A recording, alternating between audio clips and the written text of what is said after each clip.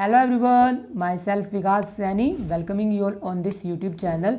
सो हमने अपनी previous video में बिजनेस इन्वायरमेंट का चैप्टर शुरू किया था, जहाँ पर हमने ये सीखा था कि बिजनेस इन्वायरमेंट क्या होता है और बिजनेस इन्वायरमेंट के फीचर्स और इम्पोर्टेंस क्या होती है। और जो आज की हमारी वीडियो है, इसमें हम स्टडी करेंगे कि बिजनेस इन्वायरमेंट के क्या क्या कंपोनेंट्स होते हैं। लाइक बिजनेस इन्वायरमेंट को हम कितने पार्ट्स में डिवाइड कर सकते हैं, वो सारे के सारे कंपोनेंट्स आज हम इस वीडियो में कवर करेंगे। सो आज की वीडियो में हम इंटरनल इन्वायरमेंट और एक्सटर्नल इन्वायरमेंट को डिटेल में स्टडी करेंगे। सो चलिए पढ़ते हैं फिर।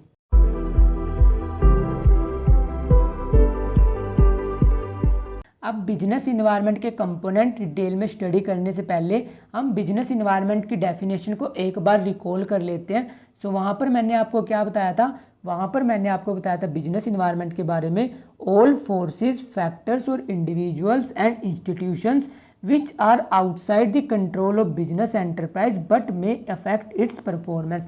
मतलब कि वो सारे के सारी फोर्सेस, वो सारे के सारे फैक्टर्स, इंडिविजुअल्स और इंस्टीट्यूशंस जो कि आपके ऑर्गेनाइजेशन के बाहर एग्जिस्ट करते हैं और वो आपके बिजनेस की परफॉर्मेंस को इम्पैक्ट करते हैं, उसको बोलते हैं हम बिजनेस इन्वायरमेंट। मतलब वो जो सारे की सारी फोर्सेस, सारे के सारे इंडिविजुअल्स जो कि आपके ऑर्गेनाइजेशन से बाहर एग्जिस्ट करती हैं और आपके बिजनेस को इम्पैक्ट कर रही है, मतलब आपके प्रॉफिट, आपके लॉसेस डिपेंड कर रहे हैं इन सारी की सारी फोर्सेस पे, तब आप उन फोर्सेस को कंसीडर करोगे बिजनेस इन्वायरमेंट में। सो ये मैंने आपको बताया था प्रीवियस वीडियो में। आज की इस वीडियो में हम स्टडी करेंगे कंपोनेंट्स ऑफ बिजनेस इन्वायरमेंट कि लाइक जो बिजनेस इन्वायरमेंट की डेफिनेशन है उसमें जो हमने सारी की सारी फोर्सेस स्टडी करी, मतलब कि हमने देखा कि उसमें फोर्सेस आ रही हैं, उसमें फैक्टर्स आ रहे हैं, उसमें इंडिविजुअल्स आ रहे हैं। सो इनको हमने दो कैटेगरी में डिवाइड कर दिया। फर्स्ट कैटेगरी है हमारी इंटरनल इन्वायरमेंट की, सेकंड कैटेगरी है हमारी एक्सटर्नल इन्वायरमेंट की। और जो इंटरनल इन्वायरमेंट होता है हमारा, वो हमारा कंप्लीटली कंट्रोल में होता है। मतलब कि जो भी बिजनेस रहेगा, मतलब सपोज करो आपकी कोई कंपनी है, सो वो इंटरनल इन्वायरमेंट को कंप्लीटली कंट्रोल कर सकती है। और बिजनेस इन्वायरमेंट की डेफिनेशन में हमने क्या देखा था कि बिजनेस इन्वायरमेंट हम उन फैक्टर्स को कंसीडर करते हैं जो आपके बिजनेस के कंट्रोल के बाहर हैं। सो इंटरनल इन्वायरमेंट सिर्फ हम थ्योरेटिकल पर्पस के लिए स्टडी कर रहे हैं, अदरवाइज रियलिटी में हम इसको बिजनेस इन्वायरमेंट में स्टडी नहीं करते। सो जस्ट फॉर थ्योरेटिकल सेक हम इसको स्टडी कर रहे हैं। कंपोनेंट्स को हमने दो पार्ट में डिवाइड किया, इंटरनल और एक्सटर्नल। इंटरनल पे आपका पूरा का पूरा कंट्रोल है, सो सिर्फ ये थ्योरी पर्पस में बिजनेस इन्वायरमेंट में एग्जिस्ट करता है। और सेकंड कंपोनेंट है हमारा एक्सटर्नल इन्वायरमेंट। एक्सटर्नल इन्वायरमेंट को फर्दर हमने दो पार्ट्स में डिवाइड किया। फर्स्ट पार्ट है हमारा माइक्रो और ऑपरेटिंग इन्वायरमेंट, सेकंड है हमारा मैक्रो या जनरल इन्वायरमेंट। अब जो हमारा माइक्रो या ऑपरेटिंग इन्वायरमेंट है, इस पे भी आप कुछ हद तक कंट्रोल कर सकते हो, मतलब आप इसको कम्प्लीटली कंट्रोल नहीं कर सकते, बट एटलीस्ट आप इस पे कुछ कंट्रोल एक्सरसाइज कर सकते हो। सो यहाँ पर भी कंट्रोल पॉसिबल है, इसलिए आप इसको कम्प्लीटली बिजनेस इन्वायरमेंट में स्टडी नहीं कर सकते। मतलब कि ना तो आप इसको बिजनेस इन्वायरमेंट से बाहर रख सकते हो, ना आप इसको बिजनेस इन्वायरमेंट में कम्प्लीटली कंसीडर कर सकते हो। सो ये दोनों का मिक्स रहता है, बट थ्योरेटिकल पर्पस के लिए इसको भी हमने बिजनेस इन्वायरमेंट में इंक्लूड किया है। और लास्ट डायमेंशन है हमारी माइक्रो या जनरल इन्वायरमेंट। अब जो हमारा मैक्रो या जनरल इन्वायरमेंट है, इस पे कंट्रोल इम्पॉसिबल है। मतलब कि जो सारी की सारी फोर्सेस मैक्रो या जनरल इन्वायरमेंट में रहेंगी, उसको आप कभी भी कंट्रोल नहीं कर सकते। और इंटरनल इन्वायरमेंट, माइक्रो इन्वायरमेंट और मैक्रो इन्वायरमेंट में क्या क्या फोर्सेस रहती हैं, वो अभी हम डिटेल में स्टडी करेंगे। इंटरनल इन्वायरमेंट पे कंप्लीट कंट्रोल होता है, माइक्रो इन्वायरमेंट पे सम एक्सटेंट तक आप कंट्रोल कर सकते हो, और जो आपका मैक्रो या जनरल इन्वायरमेंट होता है, इसको आप कभी भी कंट्रोल नहीं कर सकते।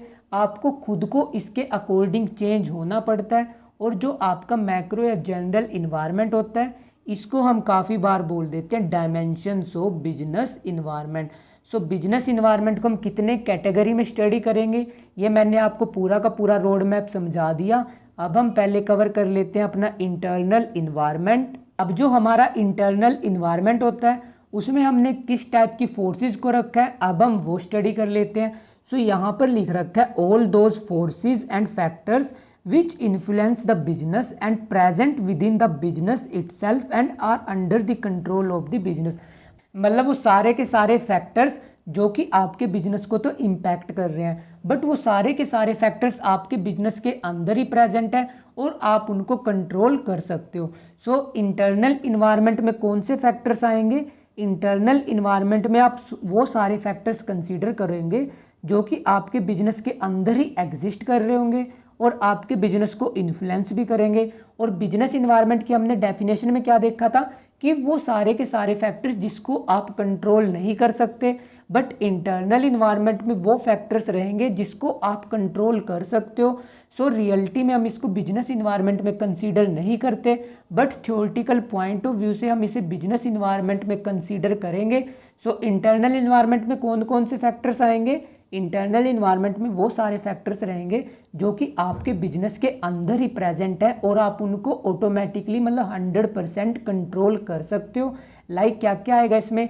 आपके ऑर्गेनाइजेशन का ऑब्जेक्टिव। अब ऑर्गेनाइजेशन का ऑब्जेक्टिव आप अपने अकॉर्डिंग चेंज कर सकते हो। सपोज करो इस साल आपने टारगेट लगाया कि मुझे 10% प्रॉफिट अर्न करना है, अगर आप इसको चेंज करना चाहो आप इजीली चेंज कर सकते हो। ऐसे ही आपकी ऑर्गेनाइजेशन की पॉलिसीज़ रहती हैं। ऑर्गेनाइजेशन पॉलिसीज़ जैसे कि प्रमोशन पॉलिसी होगी, इसके अलावा रॉ मटेरियल पॉलिसी होगी। सो सारी की सारी पॉलिसीज़ आपके बिजनेस के कंट्रोल में है। सो वो सारी पॉलिसीज़ हम रखेंगे इंटरनल इन्वायरमेंट में। इसके अलावा organisation structure, management information system और प्रोडक्शन मेथड। सो ये सारे के सारे फैक्टर्स आप इजीली कंट्रोल कर सकते हो। लाइक अगर आपके बिजनेस की जो मैनेजमेंट अपॉइंट हो रखी है, अगर वो इसको चेंज करना चाहती है वो इसको ईजिली चेंज कर सकती है। लाइक इसमें बहुत बड़ी रिक्वायरमेंट नहीं होती कि लाइक आपको गवर्नमेंट से अप्रूवल लेनी पड़ेगी, आप इसको ईजिली चेंज कर सकते हो। सो इंटरनल इन्वायरमेंट में हमेशा वो सारे फैक्टर्स रहेंगे जो कि आपके बिजनेस के अंदर प्रेजेंट रहेंगे और आप उनको ईजिली चेंज कर सकते हो। इसमें मोस्टली रहेंगे जैसे कि आपके ऑब्जेक्टिव्स हो गए, आपके गोल्स हो गए, आपकी पॉलिसीज़ होगी, आपके ऑर्गेनाइजेशन का स्ट्रक्चर मतलब कि आपके ऑर्गेनाइजेशन में पोजीशन कैसे रहेंगी, टॉप पे कौन रहेगा, उसके नीचे कौन रहेगा। सो ये स्टडी करेंगे हम ऑर्गेनाइजेशन स्ट्रक्चर में, जो कि आप डिटेल में स्टडी करोगे अपनी यूनिट 5th में। और इसके अलावा मैनेजमेंट इंफॉर्मेशन सिस्टम की लाइक जो मैनेजमेंट को इन्फॉर्मेशन की रिक्वायरमेंट है। अब मैनेजमेंट को बहुत सारे डिसीजन लेने पड़ते हैं डेली बेसिस पे। अब जो इन्फॉर्मेशन सप्लाई होगी उनको किस मीडियम से होगी। सो ये सारे के सारे फैक्टर्स आप इजीली कंट्रोल कर सकते हो। सो जो आपका इंटरनल इन्वायरमेंट होता है आप उसको 100% कंट्रोल कर सकते हो। सो इंटरनल इन्वायरमेंट क्या होता है ये मैंने आपको डिटेल में कवर करा दिया। अब हम स्टडी कर लेते हैं अपना एक्सटर्नल इन्वायरमेंट। अब जो हमारा एक्सटर्नल इन्वायरमेंट है, एक्सटर्नल इन्वायरमेंट में आप उन सारे फैक्टर्स को कंसीडर करोगे जो कि आपके बिजनेस के बाहर एग्जिस्ट कर रहे हैं। बिजनेस के बाहर एग्जिस्ट करने का मतलब इंटरनल इन्वायरमेंट बिजनेस के अंदर एग्जिस्ट करता है, एक्सटर्नल इन्वायरमेंट बिजनेस के बाहर एग्जिस्ट करता है। अब जो सारी की सारी फोर्सेस जो कि आपके बिजनेस के बाहर एग्जिस्ट कर रही हैं, इनमें से कुछ फोर्सेस ऐसी रहेंगी जो आपके बिजनेस को कॉमनली इम्पैक्ट करेंगी।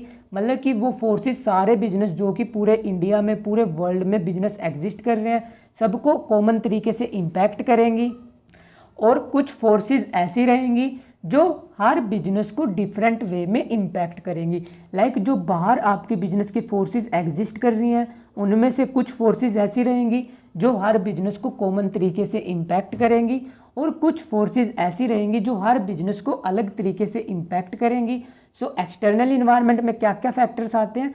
एक्सटर्नल इन्वायरमेंट में वो सारे के सारे फैक्टर्स आते हैं जो कि आपके बिजनेस के बाहर एग्जिस्ट करते हैं। उनमें से कुछ फैक्टर्स हर बिजनेस को सेम तरीके से इम्पैक्ट करेंगे और कुछ फैक्टर्स ऐसे रहेंगे जो कि हर बिजनेस को अलग तरीके से इम्पैक्ट करेंगे। अब वो क्या क्या फैक्टर्स हैं अब हम उनको डिटेल में स्टडी कर लेते हैं। सो हमारी फर्स्ट कैटेगरी है माइक्रो इन्वायरमेंट या ऑपरेटिंग इन्वायरमेंट। सो आपको दोनों के दोनों नेम रिवाइज करने हैं। फर्स्ट क्लासिफिकेशन क्या है? माइक्रो इन्वायरमेंट, जिसका दूसरा नेम क्या है? Operating environment. अब माइक्रो इन्वायरमेंट में हमने किस किस कैटेगरी के फैक्टर को कैटेगराइज किया है? सो यहाँ पर हमने लिखा है all those external factors which are closely related to the business and influence each business differently. मतलब वो सारे के सारे फैक्टर्स जो कि हर बिजनेस से बहुत ही ज़्यादा क्लोजली लिंक्ड हैं और हर बिजनेस को डिफरेंट तरीके से इम्पैक्ट करते हैं। उन सारे के सारे फैक्टर्स को रखा है हमने माइक्रो इन्वायरमेंट में। सो माइक्रो इन्वायरमेंट या ऑपरेटिंग इन्वायरमेंट में किन किन फैक्टर्स को रखा है वो सारे के सारे फैक्टर्स जो कि आपके बिजनेस से बहुत ही ज़्यादा क्लोजली रिलेटेड हैं और हर बिजनेस को डिफरेंट तरीके से इम्पैक्ट करते हैं, उनको रखा है हमने माइक्रो इन्वायरमेंट में। अब माइक्रो इन्वायरमेंट में कितने टाइप के फैक्टर्स आते हैं अब हम वो स्टडी कर लेते हैं। So first factor is customer. अब आपको पता है कस्टमर कौन होता है, जिसको आप अपने प्रोडक्ट सेल करोगे। अब आपके कस्टमर डिफरेंट टाइप के हो सकते हैं। हो सकता है आप नॉर्मल हाउस होल्ड को गुड्स बेच रहे हो, लाइक जो नॉर्मल कंज्यूमर होते हैं आप उनको अपने प्रोडक्ट बेच सकते हो। इसके अलावा आप गवर्नमेंट को अपने प्रोडक्ट बेच सकते हो, और या आप किसी फैक्ट्री या कंपनीज को अपने प्रोडक्ट बेच सकते हो। सो कस्टमर आपके बिजनेस को कैसे इम्पैक्ट करेगा, सपोज करो आप किसी गवर्नमेंट के लिए प्रोडक्शन कर रहे थे, अब जैसे ही गवर्नमेंट चेंज होगी ऑब्वियस सी बात है वो आपसे प्रोडक्ट नहीं खरीदेंगे। सो कस्टमर आपके बिजनेस पे डायरेक्टली इम्पैक्ट करता है और ये आपके बिजनेस से बहुत ही ज़्यादा क्लोजली रिलेटेड होता है। सो जिस जिस कस्टमर को आप अपने प्रोडक्ट सेल करोगे उसका आपके बिजनेस पे डायरेक्ट इन्फ्लुएंस रहेगा। सो हो सकता है आप हाउस होल्ड को प्रोडक्ट बेच सकते हो, आप गवर्नमेंट को प्रोडक्ट बेच सकते हो, या अपनी फैक्ट्रीज या कंपनीज को प्रोडक्ट बेच सकते हो। सो मोस्टली बिजनेसमैन एफर्ट क्या करते हैं कि उनके एक से ज़्यादा कस्टमर रहे, कि वो हाउस होल्ड को भी प्रोडक्ट बेचें, गवर्नमेंट को बेचें और फैक्ट्रीज को बेचें, क्योंकि फ्यूचर का कुछ नहीं पता। सपोज करो अगर फ्यूचर में जाकर हाउस होल्ड ने इस पर्टिकुलर बिजनेस से प्रोडक्ट खरीदने बंद कर दिए तो एटलीस्ट उसके पास गवर्नमेंट और फैक्ट्रीज तो अपने प्रोडक्ट बेचने के लिए। सो कस्टमर किस कैटेगरी में आते हैं, कस्टमर्स आते हैं आपके माइक्रो इन्वायरमेंट की कैटेगरी में। और कस्टमर्स आपके 3 टाइप्स के हो सकते हैं, नॉर्मल हाउस होल्ड, गवर्नमेंट और फैक्ट्रीज। फैक्ट्रीज मतलब जिनको आप अपने कैपिटल प्रोडक्ट सेल करते हो। और कंज्यूमर प्रोडक्ट के होता है, कैपिटल प्रोडक्ट के होता है, ये मैंने आपको क्लास 11th में डिटेल में कराया था। उसके बाद हमारी नेक्स्ट डायमेंशन है सप्लायर्स। अब सप्लायर्स के होते हैं क्योंकि आप प्रोडक्शन कर कर क्या कर रहे हो, अपना सामान बेच रहे हो कस्टमर को। सपोज करो ये आपकी फैक्ट्री रही, आप सबसे पहले क्या करते हो, रॉ मटेरियल खरीद कर लेकर आते हो। सो सबसे पहले आप रॉ मटेरियल परचेज करते हो, फिर फैक्ट्री में आप उसकी प्रोसेसिंग वगैरह करते हो, उसकी प्रोडक्शन करते हो, और फिर जाकर आप अपने प्रोडक्ट अपने कस्टमर्स को सेल करते हो। सो जो आप रॉ मटेरियल खरीदोगे उसके लिए आपको सप्लायर्स की रिक्वायरमेंट रहेगी, क्योंकि आपको नहीं पता कि कौन सा सामान कहाँ से मिलेगा, वो सब अरेंज कौन करेगा, वो सब अरेंज करेंगे आपके सप्लायर्स। सो सप्लायर से आप क्या खरीदते हो, सप्लायर से खरीदते हो आप रॉ मटेरियल। अब सप्लायर्स आपके बिजनेस को कैसे इम्पैक्ट करेगा, सपोज करो कि आपके पास सिर्फ एक ही सप्लायर था और आपकी पूरी की पूरी प्रोडक्शन उसी के रॉ मटेरियल के ऊपर डिपेंड थी। सपोज करो अगर फ्यूचर में वो आपको रॉ मटेरियल देने से मना कर दे तो आपकी प्रोडक्शन तो स्टॉप हो जाएगी। इसलिए हर बिजनेसमैन एफर्ट करता है कि उसके पास एक से ज़्यादा सप्लायर हो। सो सप्लायर्स के होते हैं, ये भी हमने स्टडी कर लिया। सो हमने 2 टाइप की फोर्सेस स्टडी कर ली। अब हम स्टडी कर लेते हैं अपनी next forces, and the next force is competitors. अब कॉम्पिटिटर्स क्या होते हैं ये आप सबको बेसिकली पता है। सो सपोज करो आप कोई बिजनेस कर रहे हो मार्केट में, ऐसा नहीं होगा कि आप सिर्फ अकेले ही हो जो वो बिजनेस परफॉर्म कर रहे होंगे। इसके अलावा मार्केट में और भी बहुत सारे सप्लायर्स होंगे, बहुत सारे प्रोड्यूसर होंगे जो उस प्रोडक्ट को बना रहे होंगे और फिर फर्दर सेल कर रहे होंगे। सो कॉम्पिटिटर आपके बिजनेस को कैसे इम्पैक्ट करेगा, सपोज करो कॉम्पिटिटर ने अपने प्रोडक्ट का प्राइस लोअर कर दिया। सो आपसे जो कस्टमर पहले खरीद रहे थे वो आपसे शिफ्ट होकर यहाँ पर चले जाएंगे। सो कॉम्पिटिटर्स को भी आपको रेगुलरली स्कैन करना पड़ता है कि हमारे जो कॉम्पिटिटर हैं वो क्या प्रोडक्ट बेच रहे हैं, किस प्राइस पे बेच रहे हैं, उनकी स्ट्रेटजीज क्या है, ताकि वो हमसे हमारे कस्टमर एक्वायर ना कर ले। इसलिए आपको कॉम्पिटिटर को भी रेगुलरली स्कैन करना पड़ता है। उसके बाद नेक्स्ट फोर्स इज पब्लिक। अब पब्लिक में आप किसे कंसीडर करते हो, पब्लिक में आप कंसीडर करते हो नॉर्मल जो आपकी लोकल पब्लिक होती है, मतलब कि जहाँ पर आप बिजनेस परफॉर्म कर रहे होंगे उसके आसपास जो सोसाइटी लाइव कर रही होगी, वहाँ पर जो नॉर्मल ह्यूमन बींग्स रह रहे होंगे उसको कंसीडर करते हैं हम पब्लिक में। इसके अलावा पब्लिक में हम कंसीडर करते हैं जो आपकी प्रेस होगी और जो आपकी मीडिया होगी। सो इन सब को हमने स्टडी किया है पब्लिक में। अब पब्लिक आपके बिजनेस को कैसे इम्पैक्ट करेगी, सपोज करो आप कोई पर्टिकुलर प्रोडक्ट बना रहे हो और उसकी मीडिया में या किसी न्यूज़पेपर में अच्छी एडवर्टीजमेंट आ जाती है, ऑब्वियस सी बात है आपकी सेल इंक्रीज हो जाएगी। ऑन द कंट्रेरी अगर किसी न्यूज़पेपर वगैरह में ये आ जाता है कि ये जो पर्टिकुलर प्रोड्यूसर है ये मतलब अच्छा रॉ मटेरियल नहीं यूज़ कर रहा, ऑब्वियस सी बात है उसकी जो सेल है वो डिक्लाइन होना शुरू हो जाएगी। जैसे कि मैगी के साथ हुआ था अभी प्रीवियस मतलब 2-3 साल पहले उसकी एड्स वगैरह आई थी कि न्यूज़पेपर में कि जो मैगी प्रोड्यूसर हैं वो मतलब बेकार क्वालिटी का रॉ मटेरियल यूज़ कर रहे हैं।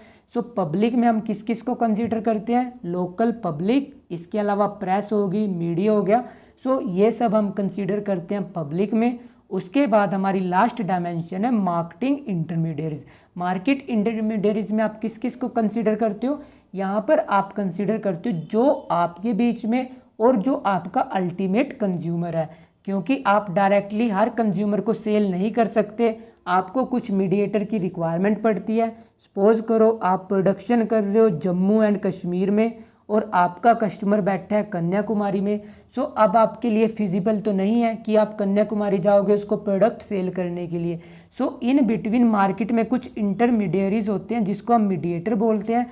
वो कौन होते हैं, जैसे कि आपके होलसेलर हो गए, आपके रिटेलर्स हो गए। सो होलसेलर और रिटेलर क्या करते हैं, ये आपसे प्रोडक्ट खरीदेंगे। होलसेलर क्या करेगा, आपसे प्रोडक्ट खरीदेगा और वो रिटेलर को सेल कर देगा। रिटेलर क्या करेगा, रिटेलर होलसेलर से प्रोडक्ट खरीदेगा और इसको कस्टमर को सेल कर देगा। सो मार्केटिंग जो मीडिएटर होते हैं वो भी बहुत मेजर रोल प्ले करते हैं, क्योंकि अगर आपने अपने मीडिएटर के साथ अच्छे रिलेशन नहीं बना कर रखे, वो आपके प्रोडक्ट परचेज करना बंद कर देंगे। ऑब्वियस सी बात है आपकी सेल डिक्लाइन होना शुरू हो जाएंगी।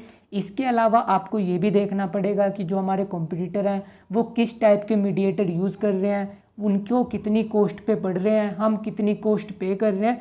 सो आपको ये सब कुछ डिटेल में स्टडी करना पड़ता है अगर आपको अपना बिजनेस बहुत हाई लेवल तक लेकर जाना है। सो इंटरनल इन्वायरमेंट भी हमने स्टडी कर लिया और एक्सटर्नल इन्वायरमेंट में जो हमारी माइक्रो फोर्सेस थी बेसिकली वो भी हमने डिटेल में स्टडी कर ली। माइक्रो फोर्सेस में मोस्टली आप 5 टाइप की फोर्सेस स्टडी करते हो। फर्स्ट फोर्सेस थी हमारी कस्टमर, सेकंड थी हमारी सप्लायर, थर्ड था हमारा कॉम्पिटिटर, फोर्थ थी हमारी पब्लिक और फिफ्थ थी हमारी मार्केटिंग इंटरमीडियरीज। सो ये सारा का सारा हमने डिटेल में स्टडी कर लिया। अब हम स्टडी कर लेते हैं अपना मैक्रो इन्वायरमेंट। अब जो हमारा मैक्रो या जनरल इन्वायरमेंट है इसमें हमने किस टाइप के फैक्टर्स को रखा है। सो यहाँ पर हमने वो सारे के सारे फैक्टर्स, वो सारी की सारी फोर्सेस रखी हुई हैं जो कि आपके बिजनेस को इम्पैक्ट करती हैं, आपके बिजनेस के बाहर एग्जिस्ट करती हैं और आपके बिजनेस से बहुत ही ज़्यादा डिस्टेंस रिलेशन है। माइक्रो में क्या था, माइक्रो में उनका बहुत ज़्यादा क्लोज रिलेशन था, बट मैक्रो में वो सारी फोर्सेस आती हैं जो कि आपके बिजनेस को तो इम्पैक्ट करेंगी बट उनका आपके बिजनेस से बहुत डिस्टेंस रिलेशनशिप रहेगा। सो मैक्रो इन्वायरमेंट की डेफिनेशन क्या है, all those factors which have a distance relation with the business and influence all business in the same way. मतलब वो सारी की सारी फोर्सेस जो कि आपके बिजनेस से बहुत दूर एग्जिस्ट करेंगी और वो हर बिजनेस को सेम तरीके से इम्पैक्ट करेंगी, चाहे किसी का प्रोडक्शन का बिजनेस हो, चाहे किसी का मार्केटिंग का बिजनेस हो, चाहे किसी का टेक्नोलॉजी से रिलेटेड बिजनेस हो। सो ये सारी की सारी फोर्सेस हर बिजनेस को सेम तरीके से इम्पैक्ट करेंगी, उनको बोलते हैं मैक्रो या जनरल इन्वायरमेंट। अब मैक्रो या जनरल इन्वायरमेंट को काफ़ी बार बोल देते हैं हम डायमेंशंस ऑफ बिजनेस इन्वायरमेंट। और जो हमारा मैक्रो इन्वायरमेंट होता है रियलिटी में यही हमारा एक्चुअल इन्वायरमेंट होता है, क्योंकि ये 100% अनकंट्रोलेबल होता है। आप इसको कभी भी कंट्रोल नहीं कर सकते, आपको अपना बिजनेस इस इन्वायरमेंट के अकॉर्डिंग मॉडिफाई करना पड़ता है, चेंज करना पड़ता है। अब जो हमारा मैक्रो इन्वायरमेंट होता है यहाँ पर हमने किस किस टाइप के फैक्टर्स को रखा है। सो इसकी क्लासिफिकेशन हमें दे रखी है, फर्स्ट दे रखी है इकोनॉमिक इन्वायरमेंट, सेकंड है हमारा सोशल इन्वायरमेंट, थर्ड है हमारा टेक्नोलॉजिकल इन्वायरमेंट, फोर्थ है हमारा पॉलिटिकल इन्वायरमेंट एंड लास्ट है हमारा लीगल इन्वायरमेंट। अब ये सारे के सारे फैक्टर्स हम बहुत ज़्यादा डिटेल में स्टडी करेंगे और जो आपका एग्ज़ाम है मोस्टली एग्जामिनर इन पांचों फैक्टर से आपसे केस स्टडीज़ पूछता है। सो एग्जामिनर आपको केस स्टडी कैसे देगा, वो इनमें से कोई एक फैक्टर दे देगा मतलब केस स्टडी में, और वो आपसे क्वेश्चन में पूछ लेगा कि इनमें से कौन सा फैक्टर है। सो वो सिंपली आपको कोट करना पड़ेगा और इस चैप्टर की केस स्टडी मैं आपको बहुत ज़्यादा डिटेल में कराऊंगा। सो अभी के लिए पहले हम कवर कर लेते हैं अपना इकोनॉमिक इन्वायरमेंट। अब इकोनॉमिक इन्वायरमेंट में आप किस किस टाइप के फैक्टर्स को कंसीडर करोगे इकोनॉमिक इन्वायरमेंट जैसे कि आपको इसके नाम से ही क्लियर हो रहा होगा, जो आपकी इकोनॉमी से रिलेटेड है, मतलब जितने भी फैक्टर्स आपकी इकोनॉमी को इम्पैक्ट करेंगे वो सब हमने रखे हैं इकोनॉमिक इन्वायरमेंट की कैटेगरी में। तो इकोनॉमिक इन्वायरमेंट में किस किस टाइप के फैक्टर्स आ सकते हैं, जैसे कि हो गया आपका इकोनॉमिक सिस्टम। इकोनॉमिक सिस्टम से आप क्या समझ सकते हो कि जो आपकी इकोनॉमी है वो किस तरीके से रन कर रही है, सोशलिस्टिक वे में, कैपिटलिस्टिक वे में या मिक्स्ड इकोनॉमी। और ये सारे के सारे टाइप्स आपने अपनी इकोनॉमिक्स में डिटेल में स्टडी किए होंगे। सो इकोनॉमिक इन्वायरमेंट में सबसे पहला फैक्टर क्या आता है कि आपकी इकोनॉमी का टाइप क्या है, वो सोशलिस्टिक है, वो कैपिटलिस्टिक है या मिक्स्ड इकोनॉमी है। इसके अलावा इसमें सेकंड फैक्टर क्या आता है, इकोनॉमिक पॉलिसीज़। इकोनॉमिक पॉलिसीज़ क्या होती हैं, जो आपकी इकोनॉमी से रिलेटेड होती हैं, जैसे कि इम्पोर्ट एक्सपोर्ट पॉलिसी होगी, टैक्सेशन पॉलिसी होगी, इंडस्ट्रियल पॉलिसी होगी, इसके अलावा मॉनेटरी पॉलिसीज़ होगी। सो ये सारी की सारी फोर्सेस हम रखेंगे इकोनॉमिक इन्वायरमेंट में। इसके अलावा इकोनॉमिक कंडीशंस होगी। इकोनॉमिक कंडीशंस जैसे कि आपकी इकोनॉमी में नेशनल इनकम क्या है, पर कैपिटा इनकम क्या है, इसके अलावा general price level, rate of interest, inflation, ये सारे के सारे फैक्टर्स रखे हमने इकोनॉमिक कंडीशन में। इसके अलावा सेविंग्स और इन्वेस्टमेंट, मतलब कि आपकी इकोनॉमी में सेविंग का ट्रेंड क्या चल रहा है, इन्वेस्टमेंट का ट्रेंड क्या चल रहा है, मतलब जो वहाँ पर नॉर्मल ह्यूमन बींग्स रहते हैं वो कितना सेव कर रहे हैं, कितना इन्वेस्ट कर रहे हैं। इसके अलावा balance of payment, balance of trade, ये सारे के सारे फैक्टर्स रहेंगे आपके इकोनॉमिक इन्वायरमेंट में। Money supply, agriculture and industrial production, international debt और डीमोनेटाइजेशन। सो ये सारे के सारे फैक्टर्स आपकी इकोनॉमी पे डायरेक्ट इम्पैक्ट करेंगे। सो इसलिए हमने इनको रखा है इकोनॉमिक इन्वायरमेंट में। अब इकोनॉमिक इन्वायरमेंट आपके बिजनेस को कैसे इम्पैक्ट करेगा, सपोज करो आपकी कंट्री है इंडिया, और इंडिया में जो नॉर्मल ह्यूमन बींग्स है अगर उनकी नेशनल इनकम या पर कैपिटा इनकम इंक्रीज होती है, ऑब्वियस सी बात है उनकी परचेजिंग पावर इंक्रीज होगी। जब उनकी परचेजिंग पावर इंक्रीज होगी वो ज़्यादा परचेज करेंगे, ज़्यादा कंज्यूम करेंगे। ऑब्वियस सी बात है जो आपकी प्रोडक्शन यूनिट होंगी, मतलब जो फैक्ट्रीज होंगी, उनकी सेल बूस्टअप होगी और वो ज़्यादा प्रॉफिट अर्न करेंगी। ऐसे ही सपोज करो गवर्नमेंट कोई नई टैक्सेशन पॉलिसी लेकर आ जाती है, सो जैसे ही टैक्स इंक्रीज होगा उनकी परचेजिंग पावर डिक्रीज होगी। परचेजिंग पावर डिक्रीज होने से वो कम परचेज करेंगे, ऑब्वियस सी बात है कंपनीज के प्रॉफिट रेड्यूस होंगे। सो इकोनॉमिक इन्वायरमेंट आपके बिजनेस को डायरेक्टली इम्पैक्ट करेगा। और इसके अलावा अगर आपकी कंट्री में मनी सप्लाई इंक्रीज होती है, मनी सप्लाई का मतलब कि अगर जो नॉर्मल ह्यूमन बीइंग रह रहे हैं उनके पास ज़्यादा मनी है, ऑब्वियस ही बात है वो ज़्यादा कंज्यूम करेंगे, ज़्यादा इन्वेस्ट करेंगे, ज़्यादा सेव करेंगे। अदरवाइज अगर मनी सप्लाईज रिड्यूस होती है, उनकी परचेजिंग पावर कम होगी और आपके बिजनेस पे डायरेक्ट इम्पैक्ट आएगा। और इसके अलावा डीमोनेटाइजेशन का इम्पैक्ट तो आपको बताने की ज़रूरत नहीं, क्योंकि आपने खुद देखा है कि जब डीमोनेटाइजेशन आई थी उस टाइम बिजनेस की कंडीशन क्या थी। सो वो सारे के सारे फैक्टर्स जो आपकी इकोनॉमी से रिलेटेड हैं उनको रखा है हमने इकोनॉमिक इन्वायरमेंट में। अब हम स्टडी कर लेते हैं अपना नेक्स्ट कैटेगरी। अब जैसे इकोनॉमिक इन्वायरमेंट किससे रिलेटेड था, इकोनॉमी से रिलेटेड, ऐसे ही सोशल इन्वायरमेंट किससे रिलेटेड होगा, सोसाइटी से रिलेटेड। वो सारे के सारे फैक्टर्स जो आपकी सोसाइटी को इम्पैक्ट करेंगे वो रखे हमने सोशल इन्वायरमेंट की कैटेगरी में। अब किस किस टाइप के फैक्टर्स आएंगे, जैसे कि आपके ट्रेडिशंस होंगे। ट्रेडिशंस का मतलब कि जो आप नॉर्मल फेस्टिवल्स ऑब्जर्व करते हो, जैसे कि दिवाली हो गया, होली हो गया। अब इस टाइम में आपने ऑब्जर्व किया होगा कि सेल बहुत ज़्यादा होती है। जो नॉर्मल कंपनीज होती हैं, मतलब जो इंडिया की भी नहीं होती, वो भी बहुत अच्छे अच्छे डिस्काउंट देती हैं अपनी सेल को बूस्टअप करने के लिए। इसके अलावा वैल्यूज़ में क्या क्या कंसीडर करोगे आप, जैसे कि इक्वालिटी हो गया, सोशल जस्टिस हो गया। अब वैल्यूज़ आप नॉर्मली ऑब्जर्व करोगे कंपनीज़ में जहाँ पर इक्वल प्रोविज़न होता है कि आप इक्वालिटी में बिलीव करोगे, मतलब कि आप मैन और वुमेन के बीच में किसी भी टाइप का डिस्क्रिमिनेशन नहीं करोगे। और इसके अलावा सोशल ट्रेंड में आप क्या क्या कंसीडर करोगे, लाइक जो हेल्थ अवेयरनेस है। अब आपने देखा होगा कि नॉर्मली एट प्रेजेंट जो 12th के बाद पास आउट होते हैं स्टूडेंट, उनमें एक ही पैशन होता है कि सबसे पहले मुझे अपनी बॉडी बिल्डिंग करनी है। और इसके अलावा आप अपनी नॉर्मल सोसाइटी में भी ऑब्जर्व कर सकते हो कि नॉर्मल इंडिविजुअल अब अपनी हेल्थ को लेकर कंसर्न हो चुका है। वो मतलब पार्क्स वगैरह में जाता है, जिम्स वगैरह में जाता है, जंक फूड बहुत कम खाता है। सो वो सारे के सारे ट्रेंड जो कि आप सोसाइटी में ऑब्जर्व कर सकते हो वो सब रखे हमने सोशल ट्रेंड की कैटेगरी में। इसके अलावा फैशन, लेवल ऑफ एजुकेशन मतलब कि लिटरेसी रेट कितने आपकी सोसाइटी में, स्टैंडर्ड ऑफ लिविंग मतलब कि जो नॉर्मल पीपल आपकी सोसाइटी में रह रहे हैं वो किस टाइप का स्टैंडर्ड जी रहे हैं, मतलब कि उनके पास अच्छी पावर है कि वो नॉर्मल अपनी day to day requirement satisfy कर पा रहे हैं या नहीं। इसके अलावा सोसाइटी की एक्सपेक्टेशन कि आपकी सोसाइटी की आपसे क्या एक्सपेक्टेशन है, नॉर्मल लाइफ एक्सपेक्टेंसी मतलब कि एक नॉर्मल आदमी कितने दिन जी पा रहा है, लाइक 40 साल 50 साल, ये सब रखा है हमने सोशल इन्वायरमेंट में। इसके अलावा आपकी फैमिली की कंपोजिशन मतलब कि आपकी फैमिली न्यूक्लियर फैमिली है या जॉइंट हिंदू फैमिली है। इसके अलावा फैमिली की हैबिट्स मतलब कि जो नॉर्मल फैमिली है वो किस टाइप की हैबिट्स को ऑप्ट कर रही है, लाइक वो डेली मंदिर जा रही है, वो डेली बार वगैरह में जा रही है। इसके अलावा एजुकेशनल सिस्टम कि आपकी सोसाइटी में एजुकेशन का क्या ट्रेंड है, कि नॉर्मल जो ह्यूमन है उनकी टेंडेंसी क्या है कि वो जो उनके बच्चे हैं वो उनको स्कूल्स में भेज रहे हैं या नहीं, या वो उनको सिर्फ ये बोल रहे हैं कि आप जाओ पैसे कमाओ, पढ़ने की कोई रिक्वायरमेंट नहीं।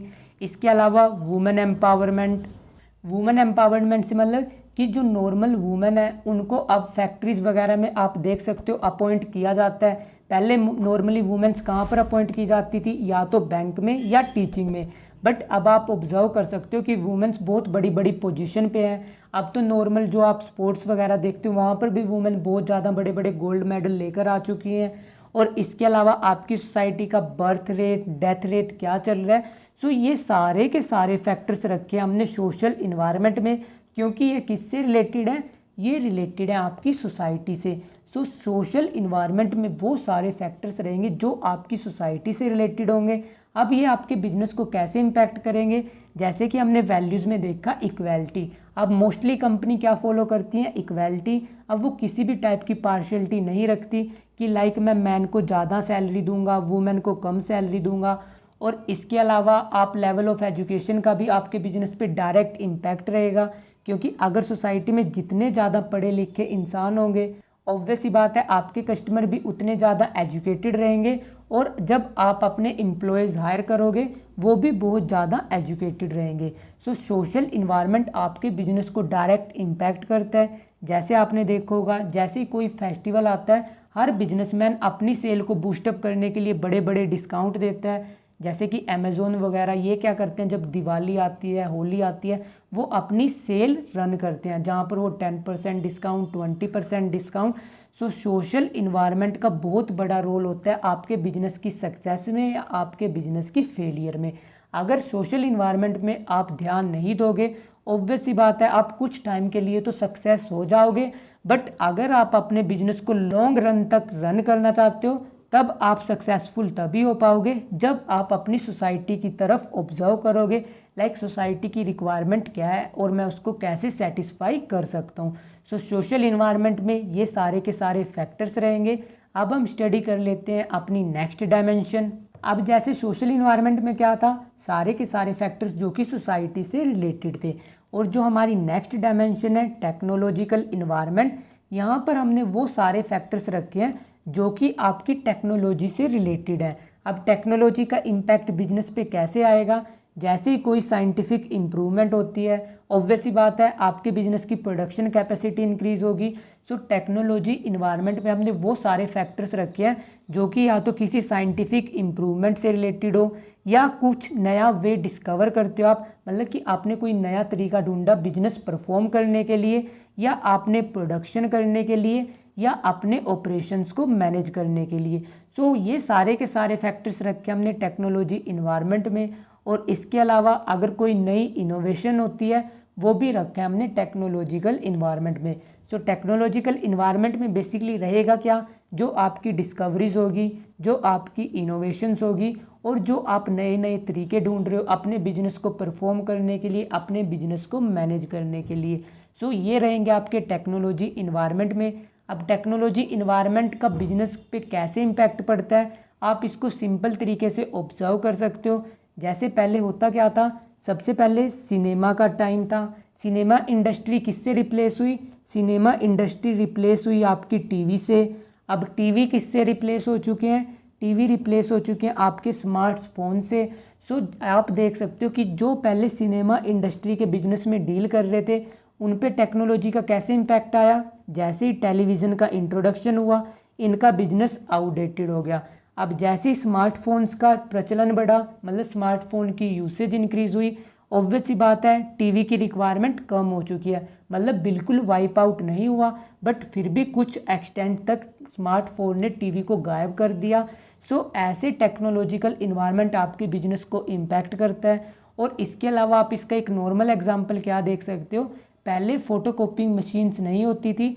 सो एक ब्लू टाइप का, मतलब एक ब्लू पेपर होता था, मतलब जैसे जो मैं यहाँ पर लिख रहा हूँ, अगर आपको इसको दोबारा से लिखना था तब आप क्या करते, इस पेपर के नीचे उस पेपर को प्लेस करते थे जिसको हम बोलते थे कार्बन पेपर। अब कार्बन पेपर किससे रिप्लेस हो चुका है, आपकी फ़ोटोकॉपिंग मशीन से। सो आप देख सकते हो कि टेक्नोलॉजी में एडवांसमेंट कैसे होती जा रही है, और टेक्नोलॉजी में एडवांसमेंट होती है उससे आपके बिजनेस पे कैसे इम्पैक्ट पड़ता है। और अगर आप इस इम्पैक्ट को इग्नोर करोगे, ऑब्वियस सी बात है आपका बिजनेस थोड़े ही दिनों में वाइप आउट हो जाएगा मार्केट से। जैसे कि पहले क्या होते थे, टाइपराइटर यूज़ होते थे। टाइपराइटर क्या होते थे, मतलब कि अब तो जैसे कि कंप्यूटर यूज़ हो रहे हैं, पुराने टाइम में टाइपराइटर्स होते थे। अगर आपने टाइपराइटर नहीं देखे तो आप किसी कोर्ट वगैरह में चले जाना, वहाँ पर अभी भी कुछ लॉयर्स वगैरह टाइपराइटर यूज़ करते हैं। सो टाइपराइटर यूज़ होते थे कुछ भी टाइपिंग करने के लिए। बट टाइपराइटर किससे रिप्लेस हो गए, टाइपराइटर रिप्लेस हो चुके हैं आपके कंप्यूटर से। अब हो सकता है कंप्यूटर्स भी इन फ्यूचर किसी और इक्विपमेंट से रिप्लेस हो जाएं। सो आपके बिजनेस पे कैसे कैसे टेक्नोलॉजी का इम्पैक्ट पड़ता है ये आपको ऑब्जर्व करना पड़ेगा। लाइक पहले जो टाइपराइटर प्रोड्यूस कर रहे थे, अगर उन्होंने कंप्यूटर पे स्विच नहीं किया, ऑब्वियस सी बात है उनका बिजनेस तो ख़त्म हो चुका है। और ऐसे ही अब जो कंप्यूटर प्रोडक्शन कर रहे हैं, अगर वो ये ऑब्जर्व नहीं करेंगे कि मार्केट में नया क्या चल रहा है, सो ऑब्वियस सी बात है कुछ दिन बाद उनका भी बिजनेस मार्केट से बिल्कुल गायब हो जाएगा। सो ये सारे के सारे फैक्टर्स रखे हमने टेक्नोलॉजिकल इन्वायरमेंट में।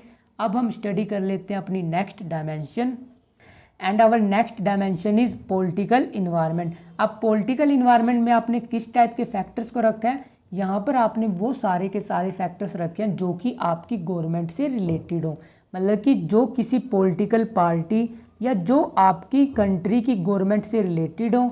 सो वो सारे के सारे फैक्टर्स रखे हमने पॉलिटिकल इन्वायरमेंट में। अब पॉलिटिकल इन्वायरमेंट में किस किस टाइप की फोर्सेस रहेंगी, सबसे पहला फैक्टर रहेगा यहाँ पर type of government in power, कि लाइक जो गवर्नमेंट इस टाइम सेशन में रूल कर रही है, जैसे कि आपको पता है बीजेपी रूल कर रही है, वो किस टाइप की गवर्नमेंट है। इसके अलावा उस गवर्नमेंट का एटीट्यूड क्या है, लाइक वो बिजनेस के फेवर में है, बिजनेस के अगेंस्ट में है। इसके अलावा फॉरेन पॉलिसी क्या है उस गवर्नमेंट की, जैसे आप देखते होंगे कि जो इस टाइम हमारे करंट प्राइम मिनिस्टर हैं वो मोस्ट ऑफ द कंट्री में विजिट करते हैं कि हमारी कंट्री में इन्वेस्ट करो। सो गवर्नमेंट की पॉलिसी क्या है बिजनेस से रिलेटेड। इसके अलावा पॉलिटिकल स्टेबिलिटी, पॉलिटिकल स्टेबिलिटी का क्या मतलब है कि जो आपकी गवर्नमेंट है, जैसे आपको पता है 5 साल के लिए इलेक्शन होते हैं, उसमें स्टेबिलिटी कितनी है। ये तो नहीं है कि किसी गवर्नमेंट ने सिर्फ 1 साल ही अपना सेशन पास किया फिर नई गवर्नमेंट चेंज होगी, जैसे कि पाकिस्तान वगैरह इन सब कंट्री में होता है। सो जिस कंट्री में पॉलिटिकल स्टेबिलिटी नहीं होगी, ऑब्वियस सी बात है दूसरी कंट्री से वहाँ पर कोई भी बिजनेस करने नहीं आएगा, क्योंकि जब तक तुम्हारी कंट्री में खुद पॉलिटिकल स्टेबिलिटी नहीं है, ऑब्वियस सी बात है दूसरे बिजनेसमैन आपकी कंट्री में इन्वेस्ट करने के लिए कभी भी रेडी नहीं होंगे। इसके अलावा peace in the country, peace in the country मतलब कि आपकी कंट्री में पॉलिटिकल पीस है या नहीं, मतलब ये तो नहीं है कि जल्दी जल्दी दंगे राइट्स ये सब हो रहे हैं। इसके अलावा government intervention in the business, कि आपकी कंट्री की गवर्नमेंट बिजनेस में कितना इंटरवीन करती है। इसके अलावा political relation with foreign countries, आपकी कंट्री के पॉलिटिकल रिलेशन कैसे हैं दूसरी कंट्रियों के साथ। इसके अलावा ideology and values of the political party, मतलब जो आपकी पॉलिटिकल पार्टी है उसकी आइडियोलॉजी क्या है, उसका मेन मोटिव क्या है। सो ये सारे के सारे फैक्टर्स रहेंगे आपके पॉलिटिकल इन्वायरमेंट में। अब पॉलिटिकल इन्वायरमेंट आपके बिजनेस को कैसे इम्पैक्ट करता है, आपने कुछ दिनों पहले ऑब्जर्व किया होगा, जो हमारी बीजेपी गवर्नमेंट थी उसने एक इनिशिएटिव लॉन्च किया था जिसका नेम था स्किल इंडिया। अब स्किल इंडिया में उन्होंने किस चीज़ पे फोकस किया था कि हम अपनी कंट्री की इकोनॉमी को कैसे बूस्ट करेंगे, कि जो हमारी न्यू जनरेशन है उसमें हम स्किल को कैसे डेवलप करेंगे। सो यहाँ पर उन टाइप के बिजनेस जो कि मोस्टली स्किल पे फोकस कर रहे थे, सो उस टाइप के बिजनेस को बहुत बड़ा बूस्ट मिला था। और इसके अलावा जैसे ही गवर्नमेंट चेंज हुई थी, आपको पता है 2016 में इन्होंने एक और इनिशिएटिव लॉन्च किया था जो कि था हमारा स्वच्छ भारत अभियान। अब यहाँ पर वो कंपनीज जो कि स्वच्छता मतलब जो क्लीनिनेस को प्रेफरेंस दे रही थी, उनको बहुत अच्छे रिजल्ट्स मिले थे। सो जैसे ही गवर्नमेंट की आइडियोलॉजी होती है, आपको उसके अकॉर्डिंग चेंज करना पड़ता है। इसका एक एग्जांपल हम देख सकते हैं 1977 में जब जनता गवर्नमेंट आई थी, उसने क्या किया था, जो फॉरेन कंपनीज थी उनके ऊपर बहुत बड़ी बड़ी पेनल्टीज चार्ज की थी, और ऑब्वियस ही बात है जिसकी वजह से वो इंडिया छोड़कर बाहर चली गई थी। और जैसे ही फिर 1991 में दोबारा से गवर्नमेंट चेंज हुई, फिर दोबारा से नए रूल्स आए। सो जैसे ही गवर्नमेंट चेंज होती है, ऑब्वियस ही बात है आपके बिजनेस पे बहुत बड़ा इम्पैक्ट आता है। सो पॉलिटिकल इन्वायरमेंट आपको डिटेल में स्टडी करना पड़ेगा अगर आप अपने बिजनेस को बहुत अच्छे लेवल तक लेकर जाना चाहते हो। क्योंकि अगर आप किसी भी कंट्री में बिजनेस कर रहे हो और आप उस कंट्री में जो गवर्नमेंट है उससे ताल मिलाकर नहीं चलोगे, ऑब्वियस सी बात है आपको पता है कि किस टाइप की कंट्री होती है और उसमें गवर्नमेंट का क्या रोल रहता है। वो कुछ ही टाइम बाद आपके ऊपर डिफरेंट पैनल प्रोविजंस लगाएंगे और आपके बिजनेस को विद इन 1 ईयर क्लोज करके रख देंगे। सो इसलिए अगर आपको अपना बिजनेस सक्सेसफुल करना है, सो आपको जो उस कंट्री की करंट गवर्नमेंट है उसकी क्या क्या पॉलिसीज़ है, उन पॉलिसीज़ के अकॉर्डिंग अपने आप को चेंज करना पड़ेगा। सो ये सारी की सारी फोर्सेस रहती है हमारी पॉलिटिकल इन्वायरमेंट में। अब हमारी लास्ट फोर्स बची हुई है, अब हम उसको भी स्टडी कर लेते हैं। अब जो हमारी लास्ट डायमेंशन है जिसको हम बोलते हैं लीगल इन्वायरमेंट। लीगल इन्वायरमेंट में हमने वो सारे के सारे फैक्टर्स रखे हैं जो कि आपके लॉ से रिलेटेड है, मतलब कि जो आपकी कंट्री के कानून हैं, कायदे हैं, वो सारे के सारे फैक्टर्स रखे हैं हमने लीगल इन्वायरमेंट में। सो लीगल इन्वायरमेंट में क्या क्या आता है, वेरियस लॉज। अब किस किस टाइप के लॉज आ सकते हैं, जैसे कि जीएसटी एक्ट हो गया, कंपनीज एक्ट हो गया, इंडियन कॉन्ट्रैक्ट एक्ट हो गया, और इसके अलावा डिफरेंट लेजिस्लेटिव एक्ट होते हैं। सो वो सारे के सारे एक्ट रहेंगे आपके लीगल इन्वायरमेंट में। इसके अलावा डिफरेंट कमीशंस अपॉइंट करे जाते हैं गवर्नमेंट के थ्रू, जैसे कि ह्यूमन राइट कमीशन हो गया, इसके अलावा नेशनल कमीशन फॉर वुमेन्स हो गया, और डिफरेंट एजेंसीज होती हैं सेंट्रल लेवल पे, स्टेट लेवल पे और लोकल लेवल पे। उन सब एजेंसीज और कमीशन के क्या क्या डिसीजंस रहेंगे वो भी रहेंगे आपके लीगल इन्वायरमेंट में। इसके अलावा administrative order of government authorities, different government authorities होती हैं, उनके एडमिन ऑर्डर्स को हम स्टडी करेंगे लीगल इन्वायरमेंट में। कोर्ट जजमेंट, मतलब जो कोर्ट होते हैं जैसे कि सुप्रीम कोर्ट हो गया, हाई कोर्ट हो गया, इन्होंने क्या क्या जजमेंट पास कर रखी हैं वो रहेंगी आपकी लीगल इन्वायरमेंट में। स्टैट्यूटरी वार्निंग्स, स्टैट्यूटरी वार्निंग क्या होती हैं, जैसे कि आपने देखी होगी कोई सिगरेट वगैरह का पैकेट होता है, सो उसके ऊपर लिखा होता है इंजूरियस टू हेल्थ।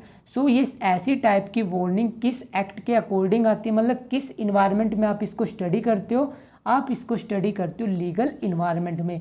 सो ये सारी की सारी वार्निंग किस इन्वायरमेंट के अकॉर्डिंग होती है, ये होती है आपकी लीगल इन्वायरमेंट के अकॉर्डिंग, क्योंकि डिफरेंट लॉज पास कर रखे हैं।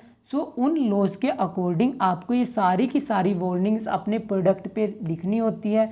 और इसके अलावा अगर आप कोई प्रोडक्ट परचेज़ करते हो, सो आप उसके डिस्क्रिप्शन में देख सकते हो कि वहाँ पर काफ़ी बार डिफरेंट वार्निंग्स लिखी होती हैं। सो वो वार्निंग किसके अकॉर्डिंग होती है, जो डिफरेंट एक्ट पास कर रखे हैं गवर्नमेंट ने, सो उन एक्ट के अकॉर्डिंग वो सारी की सारी वार्निंग्स वहाँ पर मेंशन होती हैं। और इसके अलावा जो गवर्नमेंट की लीगल पॉलिसीज़ होती हैं, लीगल पॉलिसीज़ लीगल इन्वायरमेंट में रहेंगी, पॉलिटिकल पॉलिसीज़ पॉलिटिकल इन्वायरमेंट में, इकोनॉमिक पॉलिसीज़ इकोनॉमिक इन्वायरमेंट में। सो लीगल इन्वायरमेंट में सारे के सारे कायदे, सारे के सारे कानून आपके रहेंगे लीगल इन्वायरमेंट में। लीगल इन्वायरमेंट आपके बिजनेस को कैसे इम्पैक्ट करेगा, सपोज करो गवर्नमेंट कल कोई नया कानून पास कर देती है कि लाइक इस टाइप के बिजनेस अब नहीं चलेंगे।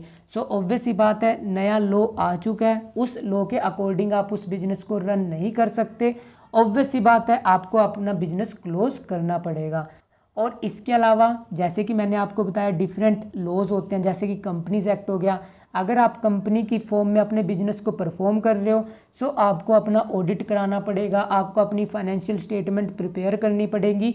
सो वो सारे के सारे रूल्स जो कि डिफरेंट कोर्ट ने पास कर रखे हैं या डिफरेंट एक्ट जो गवर्नमेंट ने पास किए हैं, डिफरेंट वार्निंग्स डिफरेंट एक्ट के अकॉर्डिंग, सो वो सब रखे हैं हमने लीगल इन्वायरमेंट में। और जो 5 की 5 डायमेंशंस थी, ये सारी की सारी डायमेंशंस आपको डिटेल में स्टडी करनी पड़ेंगी, अदरवाइज़ आप अपने बिजनेस को बहुत लंबे टाइम तक परफॉर्म नहीं कर सकते। अगर सपोज करो आप लीगल इन्वायरमेंट को इग्नोर करते हो, ऑब्वियस ही बात है जो गवर्नमेंट के ऑफिशियल रहेंगे वो इस एक्ट के अकॉर्डिंग आपके ऊपर पेनल्टी चार्ज करेंगे। अगर फिर भी आप अपने बिजनेस को सही नहीं करते, ऑब्वियस ही बात है वो आपका बिजनेस वाइंड अप कर देंगे। सो इसलिए आपको ये सारे के सारे फैक्टर्स डिटेल में स्टडी करने पड़ेंगे अगर आप किसी भी टाइप का बिजनेस परफॉर्म कर रहे हो। सो ये सारी की सारी डायमेंशंस या तो आपके लिए अपॉर्चुनिटी क्रिएट कर सकती हैं या ये आपके लिए थ्रेट्स क्रिएट कर सकती हैं। सो अब आपको अपॉर्चुनिटीज़ और थ्रेट्स कैसे आइडेंटिफाई करने हैं ये आपको तब पता लगेंगे जब आप बिजनेस इन्वायरमेंट को, जब आप स्टडी करने के बाद किसी बिजनेस ऑर्गेनाइजेशन को ज्वाइन करोगे, तब आप इस चैप्टर को बहुत ज़्यादा प्रैक्टिकली समझ पाओगे। और अभी के लिए जो सारा का सारा थ्योरेटिकल कंसेप्ट दिया हुआ था वो सारा का सारा मैंने डिटेल में कवर करा दिया। So that's all for today, keep learning and smiling. If you have any doubt you can ask me in the comment section, and don't forget to share and subscribe to this channel for more amazing videos. Thank you. Bye bye.